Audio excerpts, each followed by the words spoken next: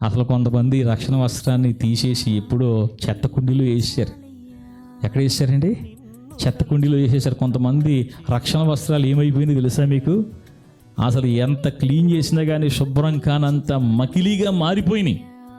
నీ యొక్క బుద్ధులతో, నీ అలవాట్లతో, నీ యొక్క ఆచారాలతో, నీ యొక్క అలవాట్లతో, దురభ్యాసాలతో చాలామంది తమ రక్షణ అనే వస్త్రాన్ని, దేవుడు ఇంత ఘనమైన వస్త్రాన్ని మనకిస్తే దీన్ని మనం ఎంత పాడు చేసుకున్నామో మీరు ఆలోచించండి.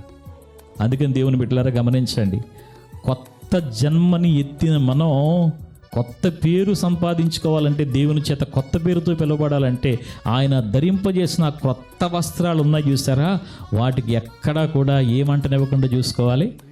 హల్లెలూయా, హల్లెలూయా.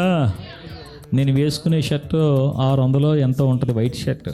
దాని మీద చిన్న భోజనం చేసేటప్పుడు నాకు ఈ వైట్ షర్ట్ మీద కదా ఏదోటి పడితే పాస్టర్ గారు వెంటనే అదిగో పడిపోయింది, మరక పడిపోయింది. మీకే రేపు పొద్దున్న నేను ఏం చేయాలి దాన్ని?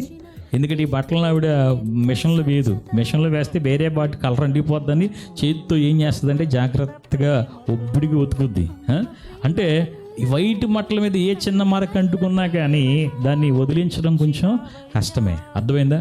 రక్షణ అనే వస్త్రానికి ఏమంటకుండా చూసుకోవాలి చెప్పండి, ఎలాంటి మరకలు అంటకుండా. అందుకని ప్రభు ప్రత్యేకంగా చెప్పాడు, పెండ్లి కుమారుడు ధరించుకునే విధంగా, పెండ్లి కుమార్తె ధరించుకునే ఆభరణాల రీతిగా మీకు ఏమిచ్చాను నేను?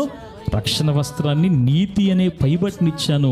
మీరు నీతి మాలిన జీవితం జీవించకండి, మీరు పవిత్రతను కోల్పోయే బ్రతుకుని మీరు బ్రతకండి.